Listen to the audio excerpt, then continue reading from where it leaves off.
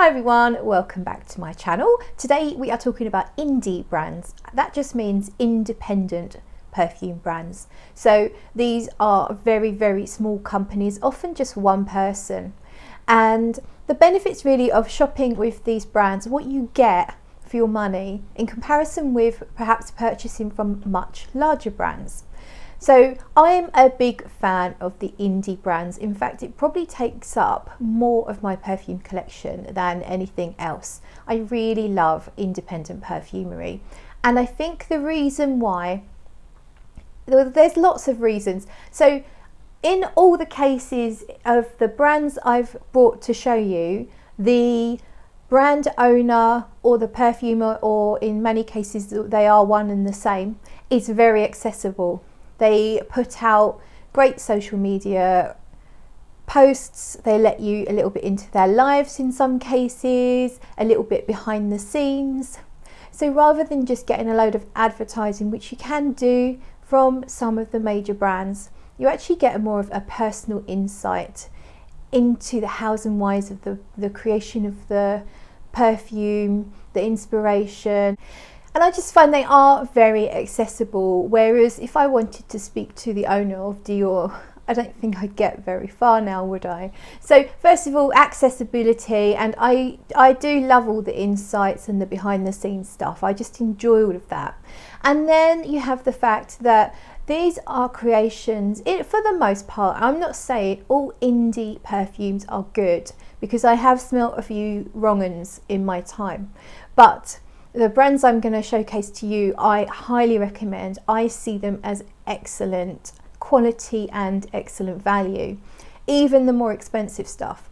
In some of these perfumes, it really does feel like there is love that has gone into these fragrances. These are not created for the mass market. They're created with very small batches, handmade often. They're not going out to big department stores. They don't have to please 80% of the male or female population. They are very individual. So what that means is you're not necessarily going to love everything, but every now and then you're going to find an amazing gem that's nothing like you've ever smelt before. So there's the benefits I see as a consumer. But you also are, by buying from the indies, you are helping out an individual or a very small company, and every sale really matters, and you usually see that in the way that they handle their customer service, the little note that you might get with the package, a special effort with the packaging.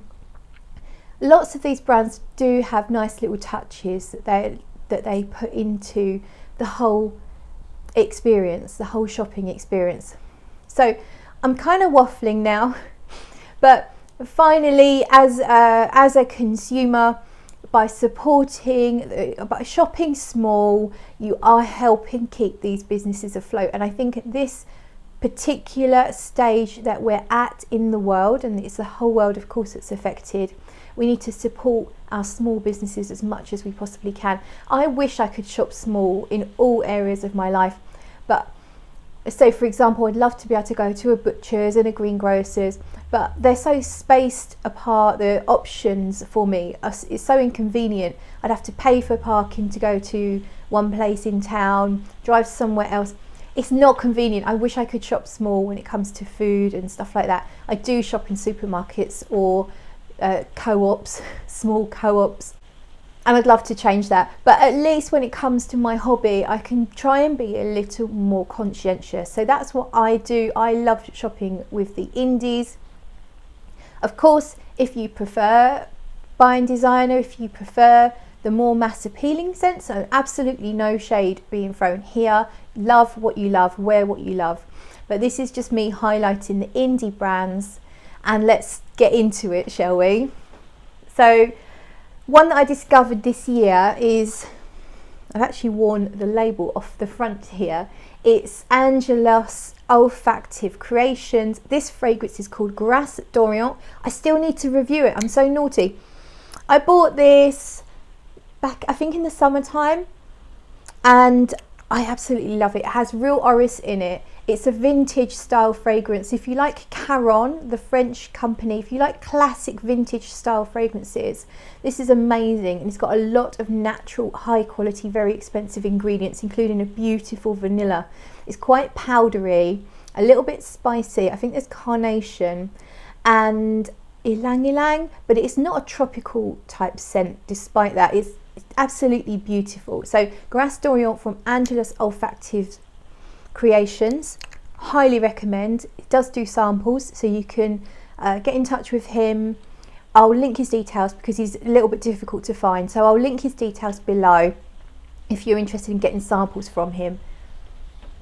And you may know him because he's on YouTube. He is, what's he called? Perfume vlog? My Perfume Vlog, I think he's called. But yeah, I'll link his details. So moving swiftly on, another one, only one perfume from this brand, but I really love this one. It's called Me Too, M-I-2, Me Too.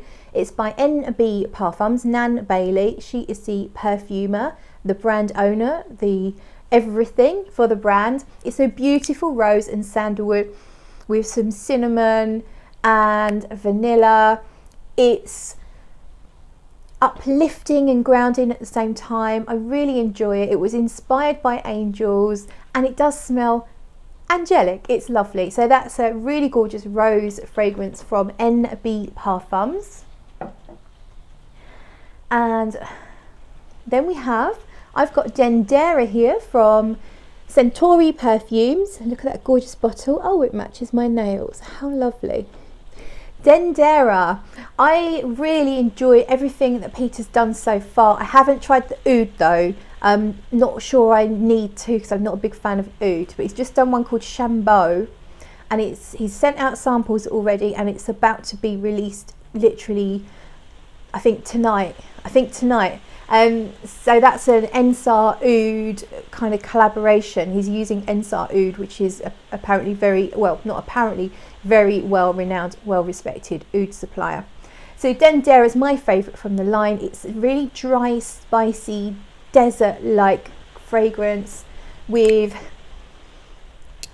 hints. There's a hint of rose, there's a hint of vanilla, but I don't really get them so much as the spices and the incense. It's really incensey, really long lasting, massively natural fragrances. As far as I know, there's only one thing in here that's not 100% natural. It's really stunning fragrance, really unusual. So highly recommend. Check out Centauri Perfumes. You should know Peter off of Fragrance View, the channel. I'm sure you know who he is. So let's keep going because I don't want to be too long. Another house, my first indie house actually was 4160 Tuesdays. This is one of my favourites from the house, but there's loads that I really love. A centrepiece, this is the Parfum, but I started off with the Eau de Parfum and I love them both.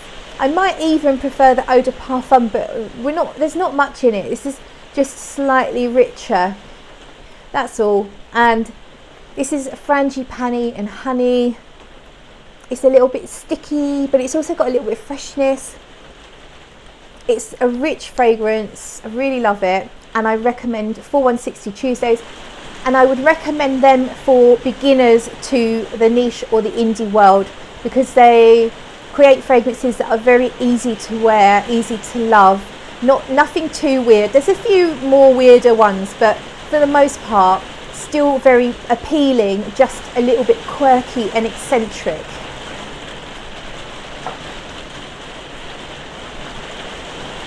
This is Fawn. The rain on this roof is mental. This is Fawn and it's by Ouch110. You will know him from his YouTube channel, Ouch110. And this is a gorgeous, light, ethereal, mystical walk through Wonderland, woods and Wonderland. I still have to do a full review of this one.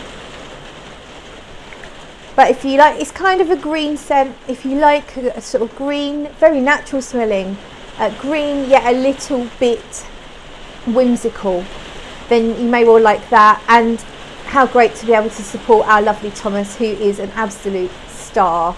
So that's Fawn, a house that I really love, and I recently interviewed, or had I didn't really want to call it an interview, had a chat with Liz Moores from Papillon Perfumery.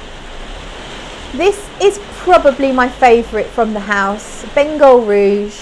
It's a very rich honey, tonka, resins. To me it's almost a little bit like caramel and hot chocolate in the dry down, but not in any synthetic, overtly sugary way. It's just really beautiful, really cozy, like being wrapped in a cashmere blanket with a lovely hot chocolate and maybe a bit of a fire going on. It's a very opulent, there's some rose in here and sandalwood. Love it. Really rich and massively long lasting, 12 hours plus every single time on my skin. So Papillon Perfumery, they do sample sets, so go check that out on their website. One of my favourite purchases of 2020 is Baccara from Gallivant. Gallivant are another really great brand. They offer a discovery set, very affordable. You can try all their fragrances and then you get that money back off a full bottle purchase. I love that. I wish more brands would do that. And Baccara, the perfumer is Ralph Schweiger. This is a musky iris scent. It's got a little bit of jasmine, but it's not that walk past a jasmine bush. It's more ethereal. It's almost like you imagine it a little bit. To me, this is an aura. I say it every time. It's just this beautiful aura. It doesn't really smell like a perfume. It's got presence, but it's more, for me, it's more about the muskiness. It's a little bit of an earthiness to it. Absolutely stunning. It has to be tried. I don't think any description will do it justice. It just has to be tried. That's Baccara from Gallivant. Our next one, this is my scent of the day. I'm going to talk about a few of the scents. This one's Blue Lotus. It's from Tioni Reinfeldt Natural Perfumery, based in Australia. Blue Lotus was a blind buy. Very successful one. Has a balmy, sweet, exotic floral, vanilla, resins, almost pastry shot.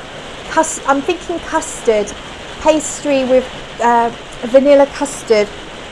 So it feels a bit gourmand, but it also feels like exotic and floral. It's a flourmond, as I like to call them. That's Blue Lotus. Has Blue Lotus in it, of course, and sandalwood. And it is beautiful, but also from the house. My favourite fragrance, really my favourite fragrance in the world, is Embers. They are out of stock now, but they're working on a new batch, so hopefully next year there'll be more. It's not going to be identical because the perfumer works with small amounts of all natural ingredients, so I believe that the vanilla bean tincture in here will be different to the one in the next batch. But this is just, there's something so special about this. I have reviewed it. In a nutshell, it's vanilla, sandalwood, resins. It's got an almond-like facet to it. It's balmy, it's smooth, it's edible, but it's not synthetic sugary edible. It's just perfection. It's absolute perfection. Embers. I've reviewed it. Go and have a look. And another one from the house I really am loving, Ekaterina. To me it reminds me of soft pastel ballet shoes, pink ballet shoes. I'm thinking suede. I know they're not normally suede, but to me I get the most beautiful orris note from here, and it's almost suede-like. And there's some florals, there's some jasmine. I think there's a few florals in here, but it's all balanced so lovely. It's not like a big slap in the face of florals, because this orris, suede-y, orris-y thing holds it all in check. Stunning, stunning, stunning. That one's Ekaterina So another house that's indie, but this house is the creative director is the brand owner, and he is everything. It's Victor Wong, and his house is Zoologist. I've picked Bat to show you. This is the 2020 version, the new version of Bat. I was so surprised how much I love this one. I've done a full review. Of course, there's a new one out called Musk, which I've got over there, and I've been working on my review. I've made notes. I just need to smell it again and record something for you. But Bat 2020, love it. Jasmine, earthy, just a slight weird fruitiness to it. It's unusual, but it's really nice. I really like it. So Bat 2020 from Zoologist. So Victor has different perfumers create perfumes for him, and I like that he always tells you who the perfumer is, and you get a lovely little story about the animal and their environment. And I really recommend Zoologist to check out, and the packaging is amazing. B is my favourite from the brand, but I thought I'd pick Bat to show you today because I've talked about B quite a lot, and there is a review, of course. So I think I've got one more, and the final house we're going to talk about is Francesca Bianchi. I've got the Lover's Tale here. I did review this, but I feel like my review was a bit lacking. I'm going to redo this because I kind of didn't mention the leather note, and it was really important, but to me it never smelt like leather. It does smell like suede though. There's a gorgeous orris note in here. Francesca Bianchi does something with orris. I feel like that's her signature, is this thing that she does with an orris, or an orris accord or note. It smells like suede, it smells sepsy, it's earthy, it's grounded. There's quite a lot of oak moss in the dry down. I didn't really know what that was until recently, and now I realise I used to think it was a grassy kind of, a rooty kind of vetiver.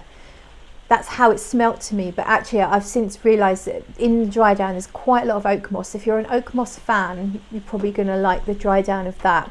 Lover's Tale, all the Francesca Bianchi fragrances are very, very deep, very complex. They take you on a journey, they last forever. Extract strength. I only wear 2 sprays a maximum of this, and it's strong, it projects, and it lasts 12 hours plus again. So that's the Lover's Tale.